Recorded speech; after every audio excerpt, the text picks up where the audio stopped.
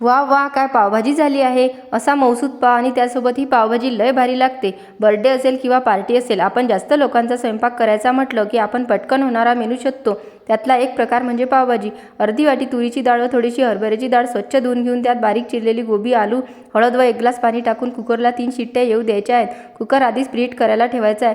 नंतर कांद्याची व टोमॅटोची पेस्ट मिक्सरमध्ये बारीक करायची आहे. त्यामुळे भाजी छान प्लेन होते.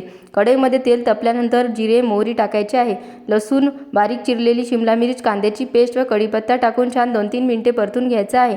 नंतर टोमॅटोची पेस्ट, लाल मिर्च पावडर, पावभाजी मसाला, हळद टाकून छान मिक्स करून परतून घ्यायचं आहे. इथं आपल्या भाज्या पण छान शिजल्या आहेत. भाज्या रईने छान मॅश करून घ्यायच्या आहेत. कढईमध्ये मॅश केलेली भाजी, मीठ आणि सांबार टाकून छान मिक्स करायचं आहे. भाजीला 1-2 उकळी आणायची आहे. तव्याला तूप लावून पाव मधोमध कट करून शेकून घ्यायचे आहेत. तर आपली गरमागरम पावभाजी तयार आहे.